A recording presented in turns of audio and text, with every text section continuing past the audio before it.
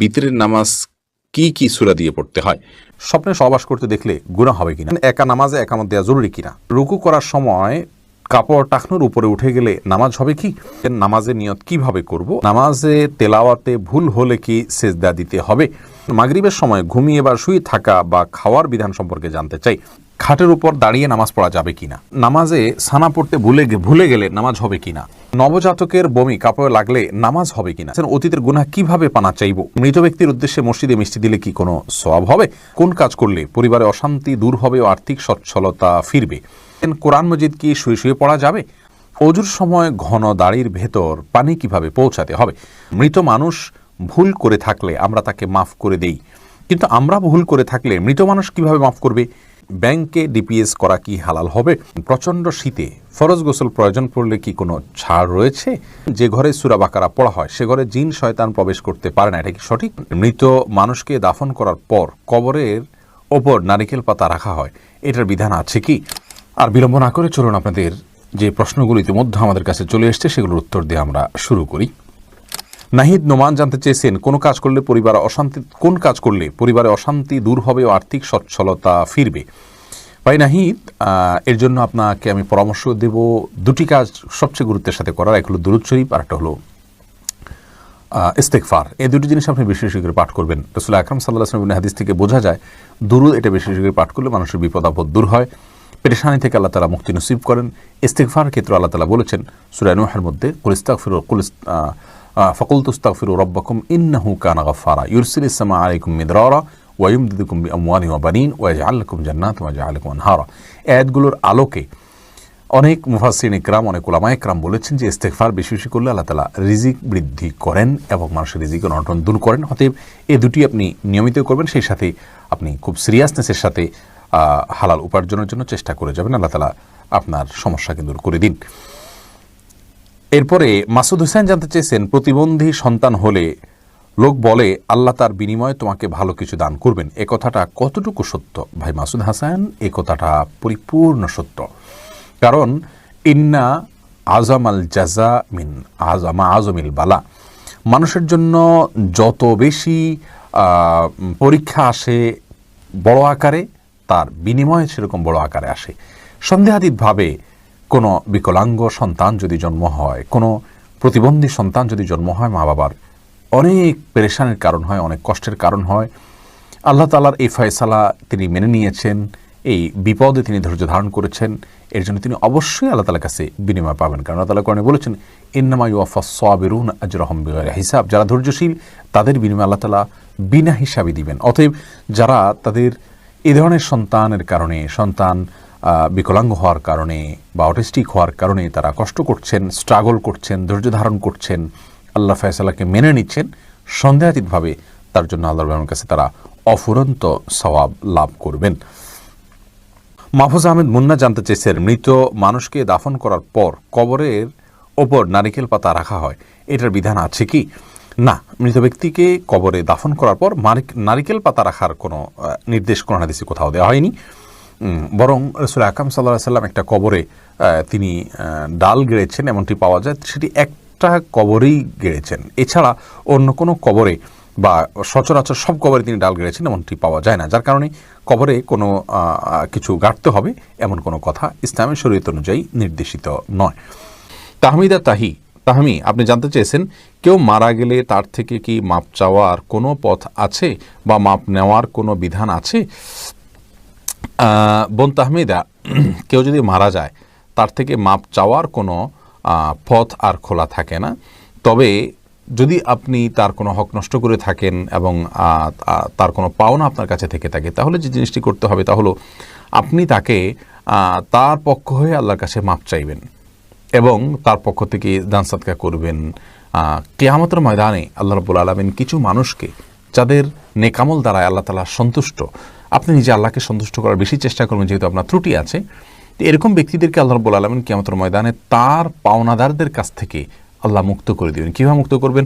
পাওনাদারকে আল্লাহ তাআলা জান্নাতের অফার করবেন, করে আপনাকে মুক্ত করে দিবেন। এরকম বিভিন্ন বর্ণনা হাদিস থেকে পাই আমরা। তো সেগুলোকে সামনে রাখলে দেখা যায় যে আপনার করণীয় হলো আল্লাহর সঙ্গে সম্পর্ক এই ক্ষেত্রে আরও বেশি বিল্ড আপ করা, যাতে করে আল্লাহ তাআলা আপনাকে সেখান থেকে উদ্ধার করে দেন।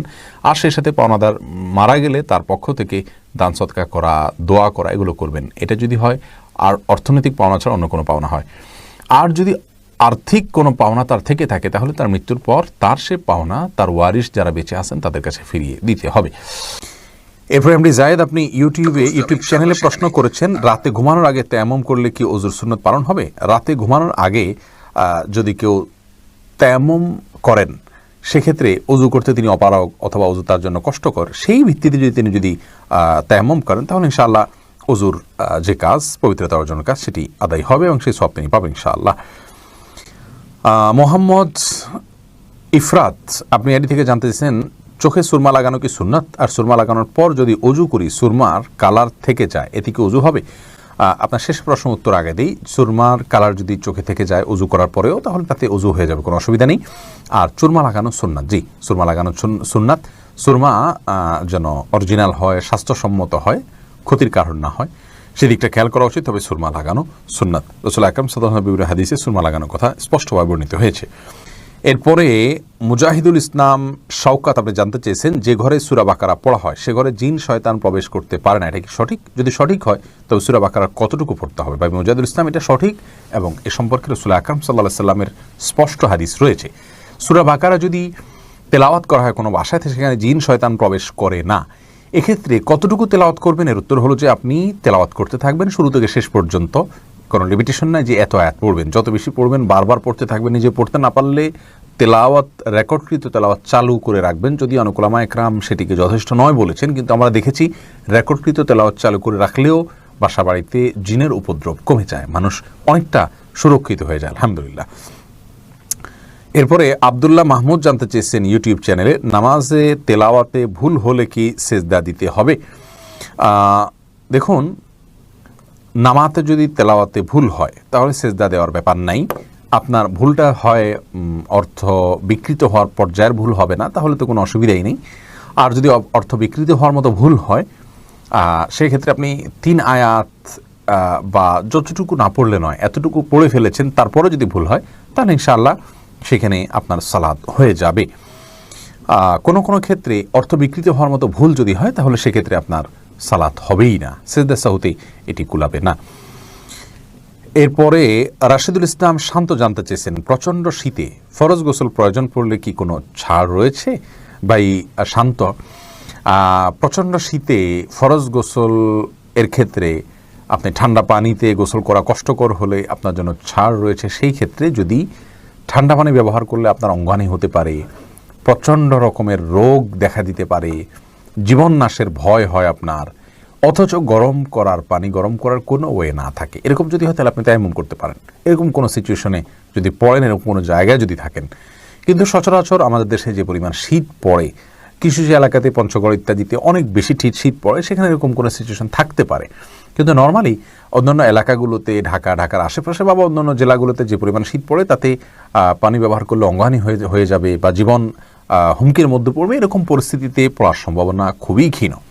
সেই জায়গা থেকে এটি আমাদের জন্য করা জায়েজ হবে না, অর্থাৎ তায়াম্মুম করে নামাজ আদায় করা জায়েজ হবে না, গোসলই করতে হবে।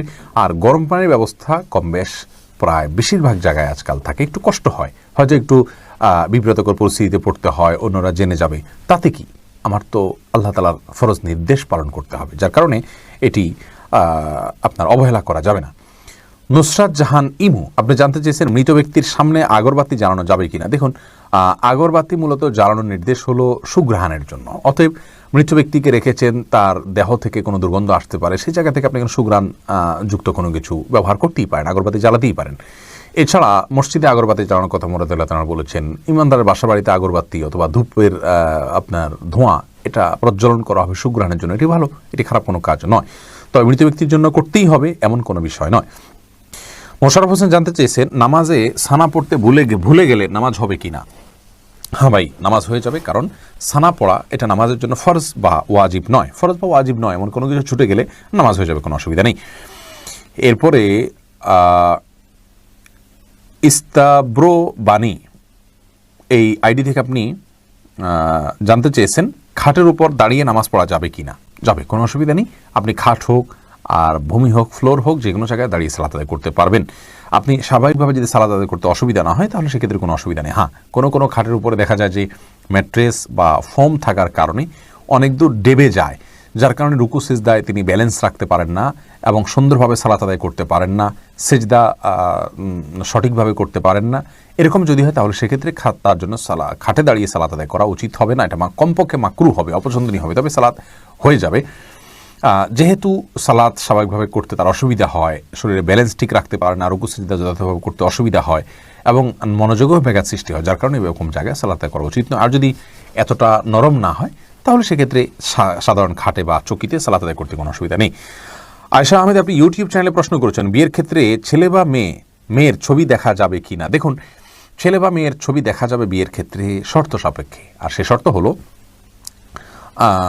ছেলে মেয়ের ছবি দেখবে, তার কোনো বাবা, অভিভাবক বা অন্য কাউকে দেখাবে না এবং দেখার পরে এটি মুছে ফেলবে নিজের কাছ থেকে। এবং মেয়েও ছেলের ছবি দেখবেন এবং সেটি ফিতনায় পতিত হয়, ছবি দেখে বাজে চিন্তা হয়, বিবাহ ছাড়া আগ পর্যন্ত সেই সুযোগ যেন না থাকে, সেজন্য এটি রিমুভ করে ফেলবেন। এই শর্ত সাপেক্ষে এটি দেখা জায়েজ রয়েছে সম্পূর্ণ বিয়ের নিয়ত যখন পাকাপাকি হয়ে যাবে তখন। আর আজকাল যেমন হয়, আল্লাহ মাফ করুক, তথাকথিত অবৈধ প্রেমের ক্ষেত্রে অনেকে বলে যে আমার বিয়ের নিয়ত আছে সেজন্য আমি দেখছি, আপনি দেখেই যাবেন, এই অধিকার আপনাকে দেওয়া হয়নি। আপনি এক নজর দেখতে পারেন শুধুমাত্র জানার জন্য, বাস এটুকু। এরপরে আপনি সেটার কন্টিনিউ করতে পারবেন না। এই শাহাদাত হোসেন সবুজ, আপনি জানতে চেয়েছেন স্ত্রীকে গর্ভবতী অবস্থায় সহবাস করা যাবে কি না। জি, স্ত্রী গর্ভবতী থাকলে সে অবস্থায় সহবাস করাতে কোনো নিষেধাজ্ঞা নেই।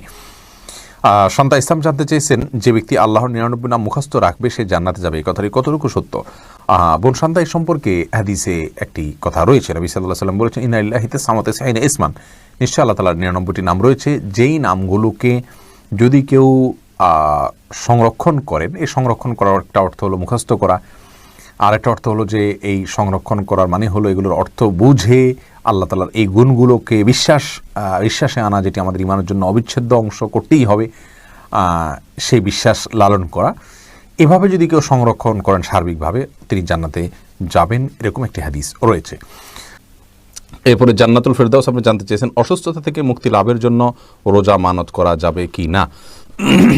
দেখুন, অসুস্থতা থেকে মুক্তি লাভের জন্য অবশ্যই আপনি রোজা মানত করতে পারেন, যে কোনো কাজের জন্যই মানত করা যেতে পারে। তবে হ্যাঁ, মানত এটা খুব বেশি প্রশংসনীয় কাজ নয়, বরং একজন মুসলিম হিসাবে আমাদের যে জিনিসটি করা উচিত তা হলো, আমি অসুস্থ আছি, আল্লাহ রাব্বুল আলামিনের রহমত প্রাপ্তির আশায় একটু আমল করলাম, একটু নফল রোজা এমনিতে রাখলাম, তাহলে সেটা হবে আমাদের জন্য ভালো এবং উত্তম কাজ। কিন্তু যদি আমাদের অসুস্থতাজনিত কারণে আল্লাহ রাব্বুল আলামিনের কাছে এভাবে মানত করি, আল্লাহ আপনি সুস্থ করে দিন, আমি রোজা রাখবো, তাহলে সেটা জায়েজ আছে, কিন্তু এভাবে না করে আগে থেকে রাখা উচিত। মানত করে কোনো কিছু আদায় করা কেমন যেন আল্লাহকে শর্তের মধ্যে ফেলা, যে আল্লাহ এটা আপনি করে দেন তাহলে আমি রোজা রাখবো। তার চাইতে আগে রোজা রাখুন এবং রোজা রেখে আল্লাহর কাছে প্রার্থনা করুন যাতে আল্লাহ আপনাকে সুস্থ করে দেন। বাকি মানত করা জায়েজ আছে, কোনো অসুবিধা নেই। মাহমুদুল হাসান ভূঁইয়া আপনি জানতে চেয়েছেন আল্লাহুম্মা ইন্নী আউযু বিকা মিন আযাবিল কবরি, দোয়া মাসুরা, এটা দোয়া মাসুরার জায়গায় পড়া যাবে কি না, নাকি দোয়া মাসুরা পড়ে তারপর এটা পড়তে হবে। দেখুন, দোয়া মাসুরা অর্থাৎ শেষ বৈঠকে আমরা দোয়া মাসুরার জায়গায় যে আল্লাহুম্মা ইন্নী যালামতু নাফসি যুলমান কাসীরা পড়ি, এই জায়গায় রাসূল আকরাম সাল্লাল্লাহু আলাইহি ওয়াসাল্লাম থেকে আরও বিভিন্ন দোয়া বর্ণিত রয়েছে, যেমন আল্লাহুম্মা ইন্নী আউযু বিকা মিন আযাবিল কবরি ওয়া মিন আযাবিন নার ওয়া মিন ফিতনাতিল মাহইয়া ওয়াল মামাত ওয়া আউযু বিকা মিন শাররি ফিতনাতিল মাসীহিদ দাজ্জাল। এই দোয়া আমরা পড়তে পারি, এটিও হাদিসে রয়েছে। আপনি চাইলে আল্লাহুম্মা ইন্নী যালামতু নাফসি যুলমান কাসীরা ওটার সাথে এটা পড়তে পারেন, আর চাইলে এটা শুধুমাত্র এটা পড়তে পারেন আল্লাহুম্মা ইন্নী যালামতুর পরিবর্তে, সেটিও জায়েজ রয়েছে। রাসূল করিম সাল্লাল্লাহু আলাইহি ওয়াসাল্লাম বলেছেন তাশাহুদের পরে, দুরুদের পরে যেন শেষ বৈঠকে আমরা আল্লাহর কাছে যে কোনো দোয়া করি, সুম্মা লিয়াতাখায়্যার মিনাদ দুআ মা শা, এরপরে যে কোনো দোয়া সে চায় আল্লাহর কাছে যেন সে দোয়াকে নির্বাচন করে, সে দোয়া যেন পড়ে, এটা রাসূল আকরাম সাল্লাল্লাহু আলাইহি ওয়াসাল্লাম বলেছেন। যার কারণে, এবং বুখারীতে হাদিসটি বর্ণিত হয়েছে, মুসলিমে বর্ণিত হয়েছে, যার কারণে শেষ বৈঠকে আমরা আল্লাহর কাছে যে কোনো দোয়া করতে পারি। আশরাফুজ্জামান সিয়াম আপনি জানতে চেয়েছেন মৃত মানুষ ভুল করে থাকলে আমরা তাকে মাফ করে দেই, কিন্তু আমরা ভুল করে থাকলে মৃত মানুষ কিভাবে মাফ করবে। দেখুন, আপনি যদি কারোর প্রতি ভুল করে থাকেন, অন্যায় করে থাকেন, তাহলে তিনি মৃত্যুবরণ করলে তার কাছ থেকে আর মাপ নেওয়ার কোনো সুযোগ নেই। এই জন্যই তো একজন মুসলিম জীবদ্দশায় মানুষের সঙ্গে সকল হিসেব নিকেশ চুকিয়ে রাখবেন, কারোর প্রতি অবিচার করলে, অন্যায় করলে, কারোর হক নষ্ট করলে তার কাছ থেকে ক্ষমা চেয়ে সেটাকে পরিষ্কার করে রাখবেন। এটি একজন মুমিনের জন্য করা উচিত, দেরি করা উচিত নয়। কারণ আমার অধিকার যার কাছে আছে, তিনি যদি, যার অধিকার আমি নষ্ট করেছি, তিনি যদি মৃত্যুবরণ করেন তাহলে সেক্ষেত্রে কিয়ামতের দিন কেউ কাউকে ছাড়বে না। মৃত্যুর পরে আর তাকে সন্তুষ্ট করা কঠিন। তবে হ্যাঁ, এরকম পরিস্থিতিতে আল্লাহ তাআলাকে যদি খুব বেশি সন্তুষ্ট করতে পারেন, আল্লাহ তাআলা কোনো হাদিস থেকে বোঝা যায় যে ওই ব্যক্তির পক্ষ থেকে তার যে পাওনাদার তাকে সন্তুষ্ট করে দিবেন কোনো পুরস্কার দিয়ে, এবং এই ব্যক্তিকে মাপ পাইয়ে দিবেন। অতএব বিকল্প হলো বিশেষ তওবা করা, তার পক্ষ থেকে দান সদকা করা, তার জন্য দোয়া করা, মৃত ব্যক্তির জন্য যার কাছে আমার অধিকার রয়েছে, যার অধিকার আমি নষ্ট করেছি, এবং সেই সাথে আল্লাহ তাআলাকে খুব বেশি সন্তুষ্ট করার চেষ্টা করে যাওয়া। এমনি নাসিমউদ্দিন, আপনি জানতে চেয়েছেন অজুর সময় ঘন দাড়ির ভেতর পানি কিভাবে পৌঁছাতে হবে। দেখুন, পানি এভাবে কোষ করে ধরে আপনি যেভাবে ভিজিয়ে রাখেন তাহলে সেক্ষেত্রে যত ঘন দাঁড়িয়ে হোক না কেন গোড়ায় চলে যাবে। সাইফুল ইসলাম জানতে চেয়েছেন নামাজের প্রথম রাকাতে আউযুবিল্লাহ বিসমিল্লাহ সহ সূরা পাঠ করে প্রথম রাকাত শেষ করলাম, দ্বিতীয় রাকাত কি পুনরায় আউযুবিল্লাহ পাঠ করতে হবে না বিসমিল্লাহ পাঠ করলেই হবে? দেখুন, সূরা ফাতিহা যেহেতু আপনি নতুন করে শুরু করছেন, এই জন্য আপনি আউযুবিল্লাহ পাঠ করবেন এবং এরপরে বিসমিল্লাহ পাঠ করবেন। কারণ ফাইদা ক্রাআতাল কোরআন ফাস্তাইয বিল্লাহি মিনাশ শাইতানির রাজিম, আল্লাহ তাআলা বলেছেন কোরআন যখন পাঠ করবে তখন তুমি আল্লাহ তাআলার কাছে আশ্রয় চাইবে শয়তান থেকে। এই জন্য প্রথম রাকাতে আপনি সূরা ফাতিহা পাঠ করেছেন, এরপরে আপনি রুকু করেছেন, সিজদা করেছেন, তাসবিহ পাঠ করেছেন, অনেকগুলো কাজ করেছেন, আবার নতুন করে আপনি তেলাওয়াত শুরু করছেন, যার কারণে আপনি এখানে আউযুবিল্লাহ সূরা দুইটা পাঠ করবেন। এরপরে ফারিয়া ইসলাম জানতে চেয়েছেন কোরআন মাজিদ কি শুয়ে শুয়ে পড়া যাবে? হ্যাঁ বোন ফারিয়া, কোরআন মাজিদ শুয়ে শুয়ে পড়া যাবে, কোরআন মাজিদ শুয়ে পড়া যাবে না এমন কোনো কথা কোরআন হাদিসের কোথাও বলা হয়নি। বরং সাধারণ অবস্থায় কোরআন মাজিদ পড়া যাবে, তবে কোরআন মাজিদের প্রতি, কোরআন মাজিদকে বুকের মধ্যে ধরে অসম্মানজনকভাবে শুয়ে শুয়ে পড়া উচিত না। আপনি মুখস্থ থেকে পড়তে পারেন, আর সাধারণ অবস্থায় বসে বসে সুস্থ অবস্থায় আপনার কোরআন মাজিদ পড়ার চেষ্টা করা উচিত। আপনি মনসুর আলী জানতেছেন অতীতের গুনাহ কিভাবে পানা চাইব? ভাই মনসুর, আপনি অতীতের গুনাহের জন্য আল্লাহর কাছে লজ্জিত হয়ে, অনুতপ্ত হয়ে ক্ষমা চাইবেন, চোখের পানি ফেলে সম্ভব হলে বা কানার ভান করে হলে আল্লাহর কাছে মাপ চাইবেন, আর ভবিষ্যতে করবেন না বলে প্রতিজ্ঞাবদ্ধ হবেন। ইনশাআল্লাহ এর মাধ্যমে আল্লাহ তাআলা আপনাকে গুনাহ থেকে মুক্ত করবেন। মহিমা মাহি, আপনি জানতে চেয়েছেন নবজাতকের বমি কাপড়ে লাগলে নামাজ হবে কিনা? দেখুন, বমি নাপাক, সেটা নবজাতক হোক অথবা প্রাপ্তবয়স্ক কেউ হোক, সবার বমি নাপাক, যার কারণে এটি লাগলে নাপাক হয়ে যাবে। এমনি মামুন হোসেন জানতে চেয়েছেন মৃত ব্যক্তির উদ্দেশ্যে মসজিদে মিষ্টি দিলে কি কোনো সওয়াব হবে? দেখুন, মৃত ব্যক্তির পক্ষ থেকে আপনি গরিব দুঃখীকে খাবার দিতে পারেন, কোনো অসুবিধা নেই। দিনক্ষণ ঠিক না করে এমনিতে গরিব দুঃখীকে খাবার দিলেন। মসজিদে বিশেষভাবে খাবার দিতে এমন কোনো কথা নেই। গরিব দুঃখীকে খাবারটা আপনি বাইরেও দিতে পারেন, তাদের বাসা পৌঁছে দিতে পারেন। মসজিদ থেকে, মসজিদের সাধারণ মুসল্লিরা আছে তাদেরকে আপনি দান করতে পারেন মৃত ব্যক্তিকে সওয়াবের উদ্দেশ্যে, সেটিও হতে পারে। কিন্তু এটিকে আমাদের দেশে যেরকম সিস্টেম বানিয়ে নিয়েছে এমন মানুষ, যে কেউ মারা গেলে মসজিদে মিষ্টি পাঠানো, জিলাপি পাঠানো মুসল্লিদেরকে খাওয়ানোর জন্য, এরকম কোনো নির্দেশ, আলাদা পার্টিকুলার নির্দেশ ইসলামে দেওয়া হয়নি। তবে হ্যাঁ, গরিবের পক্ষ, মৃত ব্যক্তির পক্ষ থেকে আমরা সাদাকা করতে পারি, তারই অংশ হিসাবে খাদ্যদান হতে পারে, সেটি গরিব অসহায় মানুষকে প্রাধান্য দিয়ে দেওয়া উচিত। মসজিদে না দিয়ে আপনি সেটি যদি বস্তিতে দেন, গরিব মানুষের বাসা বাড়িতে দেন, সেটি আরও বেশি সওয়াবের কারণ হবে ইনশাআল্লাহ। সুজন মুখতার, আপনি জানতে চেয়েছেন ইউটিউব চ্যানেলে স্বপ্নে সহবাস করতে দেখলে গুনাহ হবে কিনা? না, এর কারণে কোনো গুনাহ হবে না, কারণ এটি বান্দার ইচ্ছার দিন কোনো বিষয় নয়, বান্দার ইচ্ছাধীন বিষয় নয়, এমন বিষয়ের জন্য আল্লাহ তাআলা বান্দাকে পাকড়াও করবেন না। এরপরে এমডি রায়হান সিদ্দিকী, আপনি জানতে চেয়েছেন মাগরিবের সময় ঘুমিয়ে বা শুয়ে থাকা বা খাওয়ার বিধান সম্পর্কে জানতে চাই। দেখুন ভাই রায়হান, মাগরিবের পরে এশার আগে শোয়ার ব্যাপারে হাদিসে নিষেধাজ্ঞা রয়েছে। নবী সাল্লাল্লাহু আলাইহি ওয়াসাল্লাম অপছন্দ করতেন এই সময় শোয়াটাকে, যার কারণে মাগরিবের পরে শোয়া উচিত নয়। তবে যদি কেউ অসুস্থ থাকেন, শরীরে ক্লান্তি থাকে, তিনি শুয়ে আছেন ক্লান্তির কারণে, সেটি ভিন্ন বিষয়। কিন্তু সাধারণ অবস্থাতে এই সময় ঘুমানো নিষেধ, কারণ এই সময় ঘুমাইলে আপনার এশার সালাত তরক হয়ে যেতে পারে। তাছাড়া সকাল এবং সন্ধ্যার সময়গুলো আল্লাহকে স্মরণ করার সময়, জিকিরের সময় যেন এই সময় ঘুমিয়ে কাটাবেন না। শুধু সামান্য একটু শুয়ে থাকা, এটা ভিন্ন বিষয়, এটা ইনশাআল্লাহ নিষেধাজ্ঞার আওতায় পড়বে না। এরপরে এমডি সালমান ইসলাম জানতে চেয়েছেন নামাজের নিয়ত কিভাবে করব? আপনি কোন নামাজ পড়ছেন, আপনার মাথায় যদি সেটি থাকে তাহলে আপনার নিয়ত আছে, বাস। নিয়ত মানে ইচ্ছা। মুখে আপনাকে নাওয়াইতুয়ান পড়তে হবে না, কারণ মুখে নাওয়াইতুয়ান পড়া এটা মূলত নিয়ত নয়, এটা নিয়তের কথাটিকে মুখে প্রকাশ করা। ইসলাম আমাদেরকে সেটি বাধ্য করেনি। এরপরে রোজি আহমেদ জানতেছেন রুকু করার সময় কাপড় টাকনুর উপরে উঠে গেলে নামাজ হবে কি? দেখুন, রুকু করার সময় যদি টাকনুর উপরে কাপড় উঠে যায় তাহলে সেক্ষেত্রে আপনার মেয়ে মানুষ হিসাবে সামান্য এক ঝলকের জন্য উঠলো, 1 সেকেন্ড 2 সেকেন্ডের জন্য উঠলো, তাতে গুনাহ হবে না ইনশাআল্লাহ বিইذনিল্লাহ। এমডি সোহাগ খান জানতেছেন একা নামাজে একামত দেওয়া জরুরি কিনা। জি ভাই, একা নামাজ পড়লেও আপনি যখন একাকী ফরজ নামাজ আদায় করবেন, একামত দিয়ে নামাজ পড়বেন, এই উদ্দেশ্যে কেউ চাইলে আপনার সঙ্গে এসে যোগ দিতে পারে জামাতে। আমরা কিন্তু এটা অনেকেই জানি না। কেউ যদি নামাজ শুরু করে দেন একা একা, তিনি যদি জোরে জোরে তাকবীর বলেন ইমামতের নিয়তে, পরবর্তীতে কেউ এসে তাকে টাচ করে তার পাশে দাঁড়িয়ে জামাতে সামিল হয়ে যেতে পারে, যে কোনো পর্যায়ে, যে কোনো মাঝামাঝি পর্যায়ে এসেও সামিল হয়ে যেতে পারে। তাহলে সেক্ষেত্রে তারা উভয়ে জামাতে সালাত আদায় করার সওয়াব পেয়ে গেলেন। এরপরে সজল শেখ আইডি থেকে আপনি জানতে চাচ্ছেন ব্যাংকে ডিপিএস করা কি হালাল হবে? সুদী ব্যাংকগুলোতে ডিপিএস করা হারাম হবে, যেহেতু সেখানে আপনাকে সুদ দেওয়া হবে, সুদ ভিত্তিক লেনদেনের চুক্তি আপনার সাথে হয়ে যাবে সেজন্য। আর ইসলামী ব্যাংকগুলো যদি হয় তাহলে সেক্ষেত্রে বেশ কিছুটা ছাড় রয়েছে, এবং সেটি কিছুটা কোনো কোনো ক্ষেত্রে এটি সন্দেহের মধ্যে পড়বে, শুবহাতের মধ্যে পড়বে, বাকি মৌলিকভাবে অন্য কোনো উপায় যদি কারো না থাকে এটি নাজায়েজ বা হারাম সরাসরি হবে না। তবে অ্যাভয়েড করতে পারলে সেটাও ভালো, যেহেতু সংশয় বা সন্দেহ সেখানেও রয়েছে। দিনের পথিক আইডি থেকে আপনি লিখেছেন বিতরের নামাজ কি কি সূরা দিয়ে পড়তে হয়? বিতরের সালাতের প্রথম রাকাতে সূরা সাব্বিহিসমা রাব্বিকাল আলা, দ্বিতীয় রাকাতে সূরা কাফিরুন এবং তৃতীয় রাকাতে সূরা ইখলাস কুল হুয়াল্লাহ পাঠ করা এটি সুন্নাহ। নবী করিম সাল্লাল্লাহু আলাইহি ওয়াসাল্লাম বিতরের সালাতের সচরাচর এই সূরাগুলো তেলাওয়াত করতেন, বিধায় আপনি এই সূরাগুলো তেলাওয়াত করতে পারেন বা করার চেষ্টা করা উচিত। শেখ সোহানুর রহমান জানতে চেয়েছেন নামাজের মধ্যে তাশাহুদ পড়ার সময় তর্জনী আঙ্গুল উঁচু করার বিধান কি? এটা সুন্নাত, কেউ না করলে অসুবিধা নেই, নামাজ হয়ে যাবে, কিন্তু সুন্নাত বা মুস্তাহাব। অর্থাৎ আমরা যখন তাশাহুদ পাঠ করব তখন আমরা তাশাহুদের মধ্যে মূলত সাক্ষ্য দিচ্ছি আল্লাহর একাত্মবাদের, রাসূল আকরাম সাল্লাল্লাহু আলাইহি ওয়াসাল্লামের রিসালাতের, তখন আমরা আঙ্গুল উঁচু করে মুখের সাক্ষ্যটাকে আমার আঙ্গুলের সাথে আমার আচরণের মাধ্যমে আমি মিলাচ্ছি। অর্থাৎ আমি মুখে বলছি আল্লাহ ছাড়া কোনো সত্যিকারের মাবুদ নাই, সাক্ষ্য দিচ্ছি, মুহাম্মদ সাল্লাল্লাহু আলাইহি ওয়াসাল্লাম আল্লাহর রাসূল সাক্ষ্য দিচ্ছি, আবার তার সাথে আমি আঙ্গুল উঁচু করে আমি সাক্ষ্যর সাথে ওইটাকে আমি মেলাচ্ছি।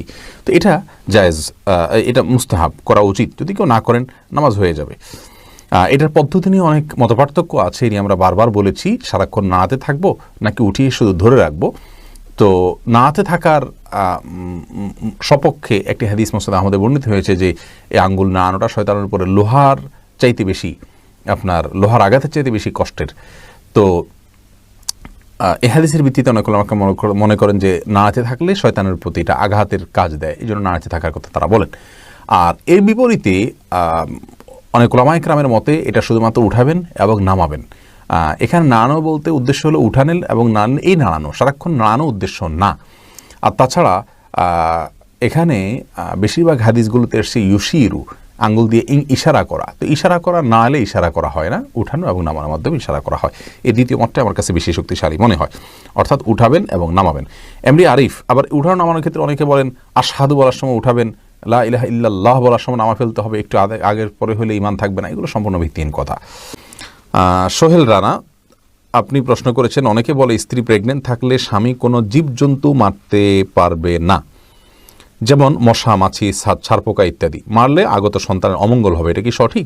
না ভাই সোহেল রানা, সম্পূর্ণ ভিত্তিহীন কথা, এবং কোরআন হাদিস এই ধরনের কোনো কথা নেই। প্রচুর পরিমাণে ভিত্তিহীন কথা এবং প্রপাগান্ডা আমাদের সমাজে প্রচলিত আছে, অনেক কুসংস্কার আমাদের সমাজে প্রচলিত আছে। তার মধ্যে থেকে এটা একটা, স্ত্রী প্রেগনেন্ট থাকলে স্বামীর জন্য কোনো করণীয়, মুরগি জবাই করতে পারবে না, এরা করতে পারবে, ওটা করতে, এরকম কোনো কথা নেই, এগুলো সম্পূর্ণ বানানো কথা।